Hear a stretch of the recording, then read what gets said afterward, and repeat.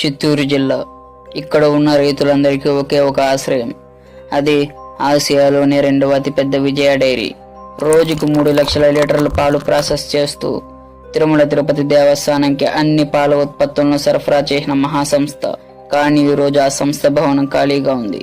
యంత్రాలు తిప్పుపట్టాయి, రైతుల కళ్ళల్లో నీళ్లు మిగిలాయి. ఇది ఎలా జరిగింది? దీనికి బాధ్యులు ఎవరు? క్లియర్గా తెలుసుకుందాం. ఈ వీడియో చాలా ఇంట్రెస్టింగ్గా ఉంటుంది, మిస్ అవ్వకుండా చివరి వరకు చూడండి. ఈ కథ 1945లో మొదలైంది. ఆ రోజుల్లో రైతులు ప్రైవేట్ వ్యాపారుల చేతుల్లో దోపిడీకి గురయ్యేవారు.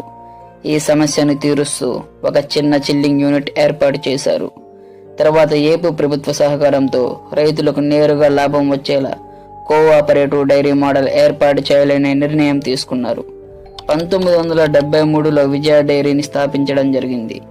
దీని ప్రధాన ఉద్దేశం ఏంటంటే చిత్తూరు జిల్లా రైతుల దగ్గర పాలను నేరుగా కొనుగోలు చేసి ప్రాసెస్ చేసి ఉత్పత్తులను అమ్మటం. ప్రారంభంలోనే 25,000 లీటర్ల సామర్థ్యం కలిగిన చిన్న ప్లాంట్తో మొదలుపెట్టి 5 ఏళ్లలో 1,00,000 లీటర్ల సామర్థ్యానికి పెంచారు. ఈ కాలంలో రైతులు నేరుగా లాభం పొందడం జరిగింది. పాల ధరలు స్థిరపడ్డాయి, మధ్యవర్తులు తొలగిపోయారు. 1980 నుంచి 1990 వరకు విజయ డైరీ తన గోల్డెన్ పీరియడ్ చూసింది అని చెప్పవచ్చు.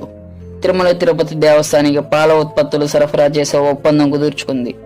విజయ డైరీ పాలు, పెరుగు, నెయ్యి, మజ్జిగ, పాలపొడి ఇవన్నీ టీటీడీలో ఉపయోగించబడ్డాయి. ఈ సమయంలో రోజుకు 3 లక్షల లీటర్ల పాలు ప్రాసెస్ చేసే స్థాయికి ఎదిగింది.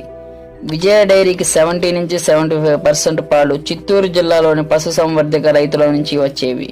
ముఖ్యంగా పుంగనూరు, మదనపల్లి, పలమనేరు, కుప్పం, పెద్దపరపల్లి, రొంపిచర్ల, గంగువారిపల్లి, చౌడేపల్లి ఇలా గ్రామ స్థాయిలో పాల సేకరణ కేంద్రాలు ఏర్పాటు చేసి అక్కడి నుంచి బల్కుగా పాలను చిత్తూరు ప్లాంట్కి తీసుకుని వచ్చేవారు. చిత్తూరు జిల్లాకి తోడు కర్నూలు, కడప, అనంతపురం వంటి రాయలసీమ జిల్లాల సరిహద్దుల గ్రామాల నుంచి కూడా కొంతవరకు పాల సేకరణ జరిగింది. చిత్తూరు జిల్లా తమిళనాడు సరిహద్దులో ఉండటంతో వేలూరు, త్రిపత్తూరు, అంబూరు వంటి గ్రామాల నుంచి కూడా కొంత పాలు సేకరించబడేవి. ముఖ్యంగా సరిహద్దు ప్రాంత రైతులు ఎక్కువ రేటు ఇచ్చే విజయ డైరీకి సరఫరా చేసే పరిస్థితి ఉండేది. విజయ డైరీ సౌత్ ఇండియాలోనే పెద్ద బ్రాండ్ కావడంతో ఉత్పత్తులను పొరుగు రాష్ట్రాలకు కూడా పంపించేది. చెన్నై, వెల్లూరు, హోసూరు వంటి ప్రాంతాల్లో పాల ఉత్పత్తులు పంపబడేవి. చెన్నైలో విజయ బ్రాండ్ నెయ్యి, పాల ఉత్పత్తులకు బలమైన డిమాండ్ ఉండేది.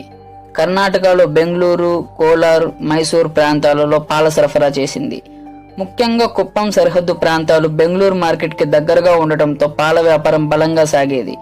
నెయ్యి, పెరుగు వంటి ఉత్పత్తులు కేరళలోని కొన్ని ప్రాంతాలకు పంపబడేవి. కానీ కేరళలో డైరీ మార్కెట్ చాలా కాంపిటేటివ్ గా ఉండటంతో ఇది చాలా తక్కువగా ఉండేది. ఈ విజయ డైరీ కారణంగా 20,000 మంది రైతులు నేరుగా లాభ పొందారు. ఇది చిత్తూరు రైతులకు స్వర్ణయుగం అని చెప్పవచ్చు. రైతులు అప్పుల నుంచి బయటపడ్డారు. చాలా కుటుంబాలు ఆర్థికంగా బలంగా నిలబడ్డాయి. అప్పటి వరకు డైరీలన్నీ కోఆపరేటివ్ సొసైటీల కింద మాత్రమే నడిచేవి. కానీ 1992లో ఎక్స్ ప్రైమ్ మినిస్టర్ అయినటువంటి పివి నరసింహారావు డైరీలు నడుపుకోవడానికి ప్రైవేట్ కంపెనీలకు కూడా యాక్సెస్ ఇవ్వడం జరిగింది. అయితే ప్రైవేట్ పోటీదారుల ప్రవేశం తర్వాత విజయ డైరీ మలుపు తిరిగింది. డైరీ బిజినెస్ గురించి క్లియర్ గా తెలుసుకున్న చంద్రబాబు నాయుడు గారు 1992లో హెరిటేజ్ ఫుడ్స్ అనే ప్రైవేట్ కంపెనీని తన భార్య నారా భువనేశ్వరి గారిచే స్థాపించడం జరిగింది. హెరిటేజ్ ఆధునిక సాంకేతికత, అగ్రెసివ్ మార్కెటింగ్ బ్రాండ్తో మార్కెట్లోకి దూసుకొచ్చింది. 1995లో చంద్రబాబు నాయుడు గారు సీఎం అయిన తర్వాత పెద్ద ఎత్తున కలహాలు, ఆరోపణలు మొదలయ్యాయి. ప్రధానంగా వచ్చిన ఆరోపణ ఏంటంటే విజయ డైరీకి ఉండే లాభదాయకమైన టీటీడీ కాంట్రాక్టులు హెరిటేజ్ ఫుడ్స్ కి మళ్లించబడ్డాయి అనే ఆరోపణలు వచ్చాయి. ఇవే కాక అప్పటి ప్రభుత్వం చిత్తూరు టీడీపీ నేత దొరబాబు నాయుడుని విజయ డైరీ చైర్మన్ గా మరియు జీవరత్నం నాయుడుని మేనేజర్ గా నియమించడం జరిగింది. అయితే వీరు వచ్చిన తరువాతే పాలపొడి, నెయ్యి అమ్మకాలు తగ్గిపోయాయి. స్టాక్ అంతా ఎక్కువగా నిలిచిపోవడంతో పాల ఉత్పత్తి ఎక్కువగా ఉందని వారానికి 2 రోజులు సెలవు ప్రకటించడం జరిగింది. అయినా పాల సేకరణ ఎక్కువగా ఉండటంతో రైతులకు ఇచ్చే రేటు తగ్గించడం జరిగింది. అదే సమయంలో హెరిటేజ్ కు పాలు పోస్తే 20 పైసలు ఎక్కువగా ఇచ్చేవారు. ప్రభుత్వం నుంచి వచ్చే నిధులు తగ్గించడం కారణంగా విజయ డైరీకి అవసరమైన సాంకేతికతను అప్డేట్ చేయలేకపోయారు. పాత యంత్రాలతోనే నడపడం వల్ల ఉత్పత్తి నాణ్యత తగ్గింది. ఈ సంఘటనలతో 1998 నాటికి విజయ డైరీ పాల సేకరణ తగ్గిపోయింది.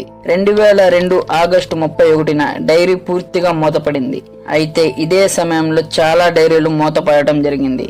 విజయ డైరీతో పాటు కడప డైరీ, గోదావరి జిల్లాలలోని డైరీలకంతా హెవీ లాసెస్లు వచ్చాయి. కేవలం Sangam dairy, Krishna dairy, Visakha dairy తప్ప మిగతావి అంతా నిలబడలేకపోయాయి. కేవలం చిత్తూరు జిల్లాలోనే 32 మిల్క్ బిల్డింగ్ సెంటర్స్ పెట్టడం జరిగింది. ఇందులో 5 మాత్రం టీడీపీ పార్టీ నేతలవైతే మిగిలినవి కాంగ్రెస్ పార్టీ నేతలవి. వీటిలో ప్రధానంగా చెప్పుకోదగినవి 2 మాత్రమే. ఒకటి హెరిటేజ్, 2 ప్రస్తుతం వైసీపీ పార్టీలో కీలక నాయకుడైనటువంటి పెద్దిరెడ్డి రామచంద్రారెడ్డి గారి శివశక్తి కంపెనీ. 2004లో డాక్టర్ వైఎస్ రాజశేఖర రెడ్డి గారు ఈ చిత్తూరు డైరీని ఓపెన్ చేస్తామని చెప్పారు, కానీ చేయలేదు. దీనికి మెయిన్ రీజన్ ఏంటంటే అన్ని పార్టీ నేతలకు ప్రైవేట్ డైరీలు ఉండటం. రైతులకు సరైన ధర లేకుండా పాలను అమ్ముకోవాల్సి వచ్చింది. అప్పులు పెరిగి ఆర్థిక కష్టాలు తీవ్రమయ్యాయి. కొంతమంది రైతులు ఆత్మహత్యలకు పాల్పడ్డారని నివేదికలు వచ్చాయి. కొందరు ప్రైవేట్ డైరీలకు పాలు అమ్మడం ప్రారంభించారు, కానీ ధర తక్కువగా ఉండటంతో నష్టాలే మిగిలాయి. చాలా మంది రైతులు పాల వ్యాపారం పూర్తిగా మానేశారు. 2008లో డైరీని మళ్లీ తెరవాలి అని ప్రయత్నాలు జరిగాయి, కానీ భారీగా 182 కోట్ల అప్పులు, పాత యంత్రాలు, రైతులు నమ్మకం కోల్పోవడం వంటి కారణాల చేత మళ్లీ నిలదొక్కోలేకపోయింది. పార్టీ రాజకీయాలు విజయ డైరీని పూర్తిగా నాశనం చేశాయి. సరైన మేనేజ్మెంట్ లేకపోవడం వల్ల విధులు దుర్వినియోగం జరిగింది.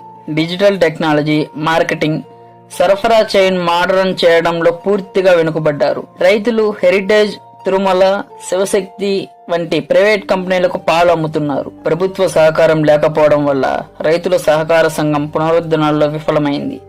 చివరిగా 2015లో అధికారికంగా మూతపడింది. వైఎస్ జగన్మోహన్ రెడ్డి గారు 2018 పాదయాత్రలో చంద్రబాబు నాయుడు గారు తన కుటుంబ వ్యాపారాన్ని కాపాడుకోవటానికి వేలాది మంది రైతుల భవిష్యత్తును తాకట్టు పెట్టారని ఆరోపించారు.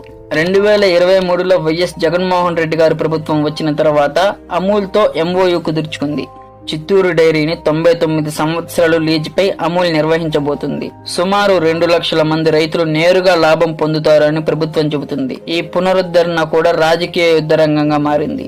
వైసీపీ పార్టీ వాళ్ళు ఏం చెప్తున్నారంటే, చంద్రబాబు నాయుడు గారు విజయ డైరీని మూసివేసి హెరిటేజ్ ఫుడ్స్ ను ప్రోత్సహించారని ఆరోపిస్తున్నారు. టీడీపీ పార్టీ వాళ్ళు ఏమంటున్నారంటే, అమూల్ వంటి బయటి కంపెనీకి తెలుగు సహకార డైరీని ఇవ్వడం ఏంటి అని విమర్శిస్తున్నారు. వారు మరోవైపు కృష్ణా మిల్క్, సంగం డైరీలు రైతులకు బోనస్లు ఇస్తున్నారని, అమూల్ రైతులకు ఎలాంటి ప్రయోజనాలు ఇవ్వదని అంటున్నారు. అలాగే ఈ విజయ డైరీకి 500 కోట్ల విలువైన ఆస్తి ఉంది. ఇటువంటి విజయ డైరీని కేవలం ₹1 99 ఏళ్ల పాటు ఇవ్వడం ఏంటి అని ప్రశ్నిస్తున్నారు. ఒకప్పుడు రాయలసీమకి గర్వకారణం, టీటీడీకి తోడు అయినటువంటి చిత్తూరు విజయ డైరీ నేడు ఒక చరిత్రగా మిగిలిపోయింది. చిత్తూరు విజయ డైరీ ప్రస్తుతం అమూల్ ఆధ్వర్యంలో ఆధునీకరణ జరుగుతుంది. రైతులు మళ్లీ ఆశలు పెట్టుకున్నా పాత రాజకీయ జ్ఞాపకాలు ఇంకా వారిని కలవరపెడుతున్నాయి. దీని గురించి మీరేమనుకుంటున్నారో కామెంట్ చేయండి. భవిష్యత్తు పూర్తిగా రాజకీయాల మీద మాత్రమే ఆధారపడి ఉంది. ఈ వీడియోలో ఎక్కడైనా మా ఇన్ఫర్మేషన్ నచ్చినట్లయితే లైక్ చేయడం మాత్రం మర్చిపోకండి. ఇలాంటి వీడియోలు మరిన్ని కావాలంటే సబ్స్క్రైబ్ బటన్ నొక్కి బెల్ ఐకాన్ ఆన్ చేయండి. కొత్తగా వీడియో వచ్చిన వెంటనే మిస్ అవ్వకుండా నోటిఫికేషన్ వస్తుంది.